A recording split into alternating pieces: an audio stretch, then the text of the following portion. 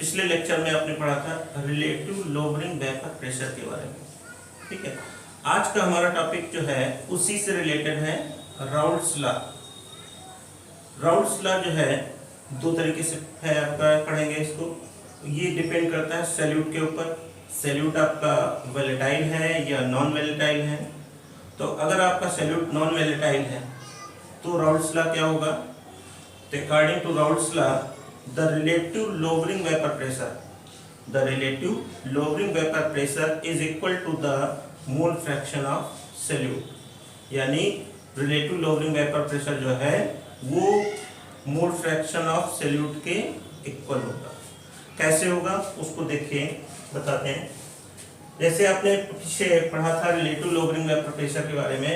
एक बीकर लिया हमने, इस बीकर में हमने ले लिया प्योर सॉल्वेंट।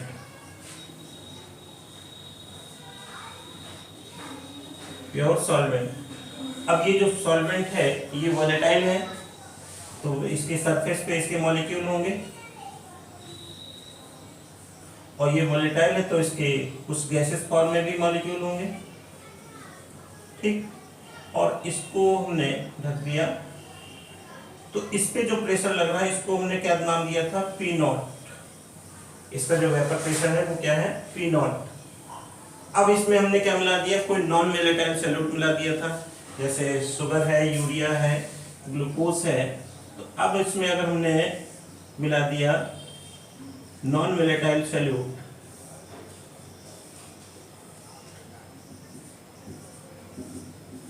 तो इसमें क्या चीज है? सॉल्वेंट है plus non volatile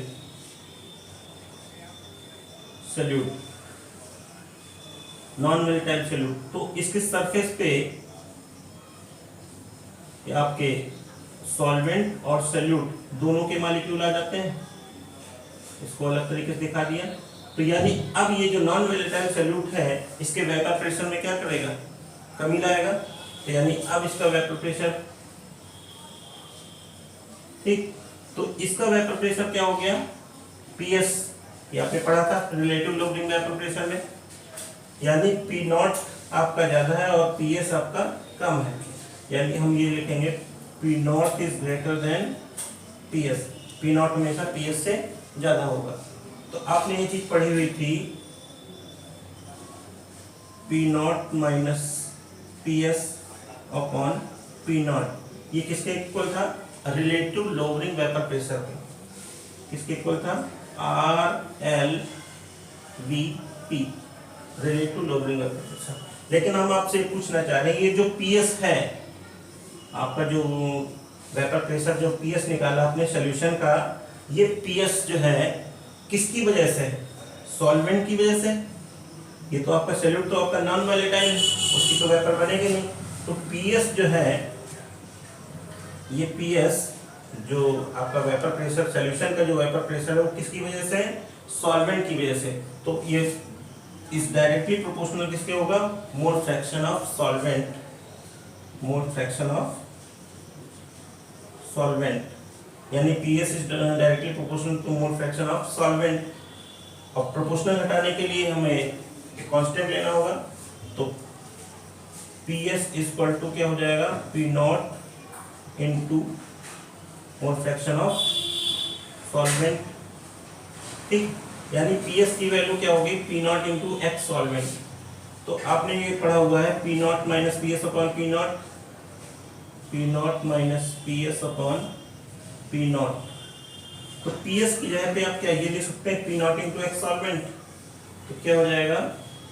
P naught minus P not into x solvent upon P not. ऊपर पी नॉट कॉमन ले लें, पी नॉट कॉमन लेंगे तो क्या हो जाएगा? 1 minus x solvent upon P not. P naught cancel हो जाएगा, और 1 माइनस एक्स सॉल्वेंट, ये चीज आपने पढ़ी हुई है, mole fraction of solute plus mole fraction of solvent equal to क्या होता है? 1 होता है, mole fraction of solute plus mole fraction of solvent equal to 1। तो 1 minus mole fraction of solvent की जगह पे आप सॉल्यूट लिख सकते हो, तो मोल फ्रैक्शन ऑफ सॉल्यूट यानी P naught minus P S upon P naught. यही तो राउल्ट्स लॉ है। राउल्ट्स लॉ के बारे में भी आपको क्या बताया था, the relative lowering vapour pressure, ये क्या है, the relative lowering vapour pressure is equal to the mole fraction of solute, mole fraction of solute, ये राउल्ट्स लॉ है। अब सॉल्यूट के मोल फ्रैक्शन को कैसे लिखते हैं, देखिए यहाँ पे P naught minus P S upon P naught, और सॉल्यूट के मोल फ्रैक्शन को कैसे लिखते हैं, small N upon small N plus capital N, ये तो पढ़ा हुआ है आपने। तो ये हो गया आपका, ये फार्मूला कब लगाएंगे, कॉन्सेंट्रेट सॉल्यूशन है, ठीक। इफ डाइल्यूट सॉल्यूशन के लिए स्मॉल एन की वैल्यू जो होगी कैपिटल एन से बहुत कम होगी, यानी small n is less than is capital N. तो हम लिख सकते हैं यहाँ पे small N plus capital N equal to capital N. तो अब ये फार्मूला क्या हो जाएगा, P naught minus P S upon P naught equal to small N upon capital N. ये फार्मूला बन गया concentrate solution, the dilute solution के लिए।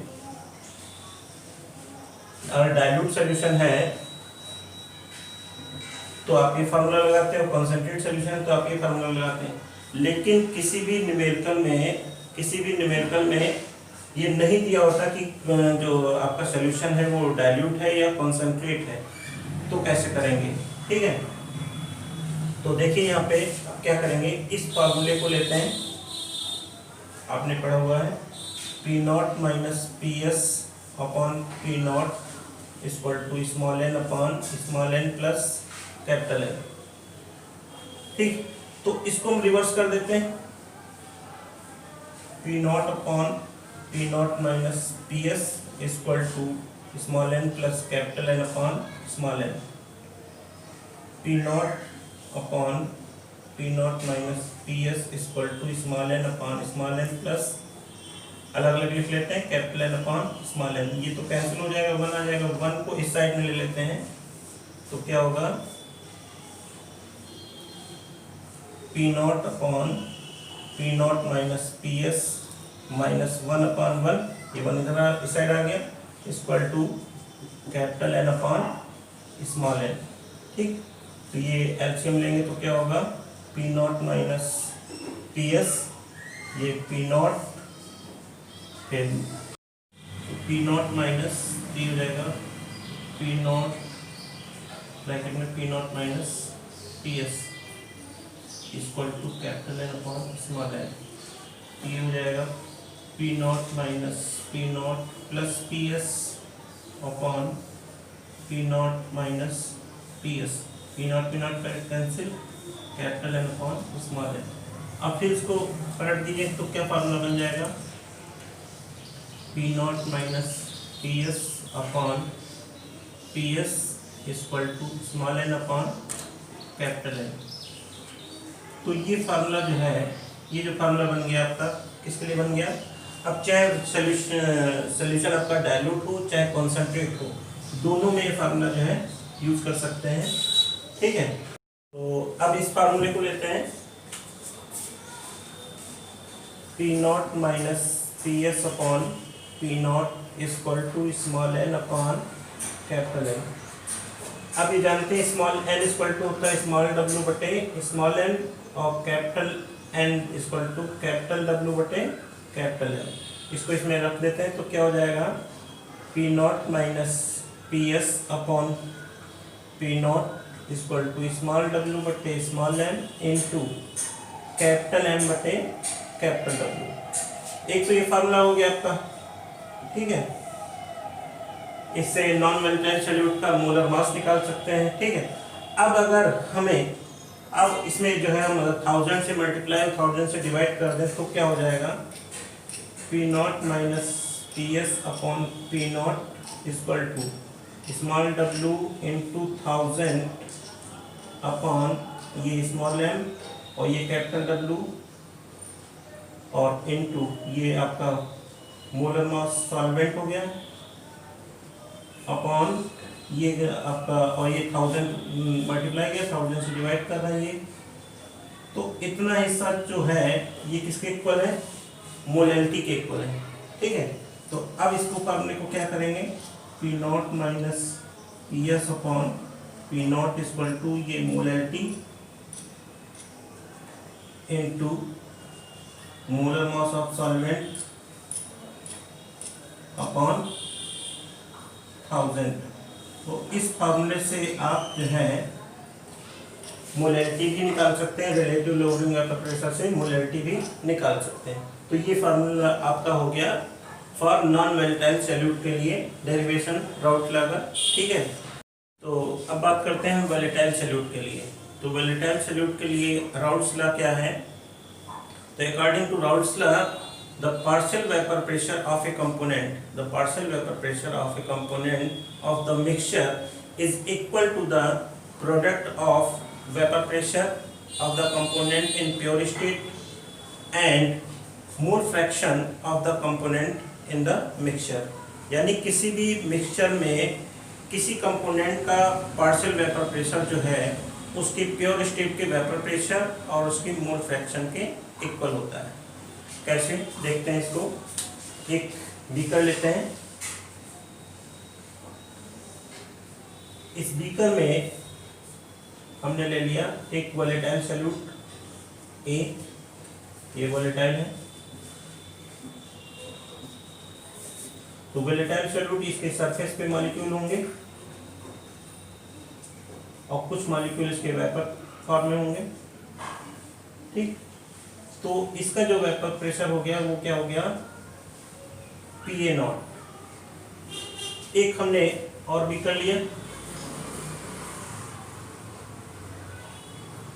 इस बीकर में एक दूसरा हमने वोलेटाइल सॉल्यूट ले लिया, ये हो गया आपका बी, ये भी वोलेटाइल है।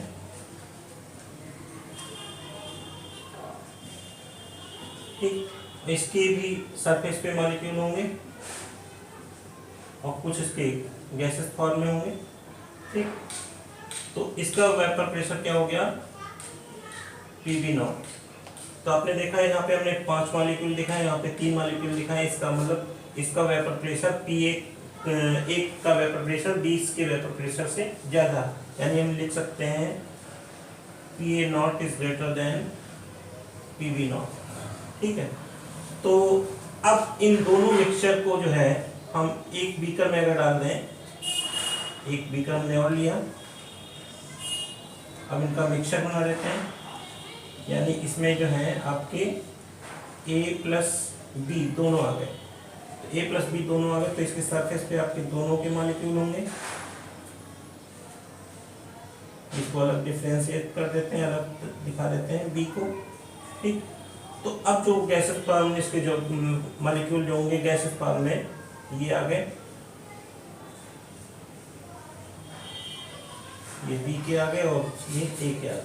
ठीक, तो इसका वेपर प्रेशर क्या हो गया, ये हो गया आपका पीटी, टोटल वेपर प्रेशर। तो according to Raoult's law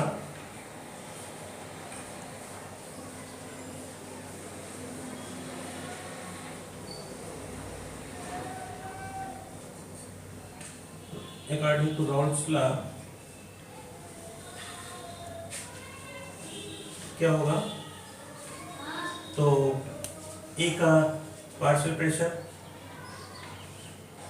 P A is directly proportional to the mole fraction of X A. तो प्रोपोर्शनल हटाने के लिए क्या करेंगे, P A equal to P A naught into X A, equation 1 हो गई। ऐसे ही P B is directly proportional to the mole fraction of X B. ठीक है, तो इसमें क्या हो जाएगा, P B equal to P B naught into X B, ये इक्वेशन 2 हो गई। अब आपने पढ़ा हुआ है डाल्टन्स लॉ, तो according to Dalton's law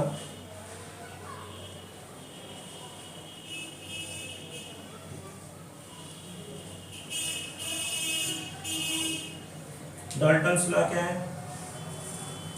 PT total vapour pressure जो होगा उसके पार्शियल सभी कंपोनेंट के पार्शियल वेपर प्रेशर का सम होता है। तो PT equal to PA plus PB.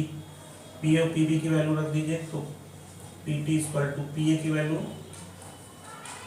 PA naught into X A plus PB naught into X B and so on.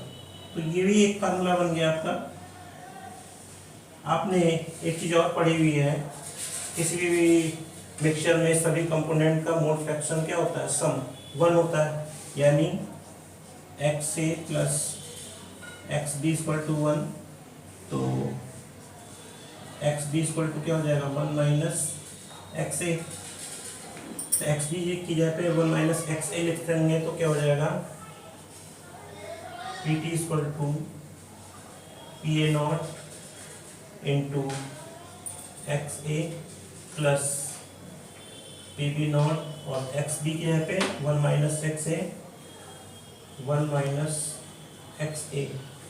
तो P T equal to P A naught into X A plus P B से हम multiply करेंगे तो P B naught minus P B naught और X A. अब इसमें और इसमें एक्स ए कॉमन ले लेते हैं तो क्या फार्मूला बन जाएगा? P T equal to P B पहले लेते हैं पी बी नॉट और प्लस हमने एक्स ए कॉमन ले लिया तो अंदर क्या आ जाएगा? P A naught minus P B naught. तो एक की तो फार्मूला बन गया। ठीक, तो ये कब होगा? जब आपका क्या होगा? P A naught is greater than P B naught. अब अगर आपका पी बी नॉट ज़्यादा हो जाए पी ए नॉट से, P B is greater than P A, तब फार्मूला क्या हो जाएगा? P T equal to P B की जगह पे क्या आ जाएगा? पी ए नॉट प्लस यहाँ पे एक्स ए की जगह पे एक्स बी और ब्रैकेट में P B naught minus P A naught. तब फार्मूला आपका ये बन जाएगा। तो ये हो गया आपका किसके लिए? वोलेटाइल सॉल्यूट जब होगा तब फार्मूला आप ये यूज़ करेंगे और नॉन वोलेटाइल में से पहले वाला यूज़ करेंगे। ठीक है, तो इतना ही रखते हैं।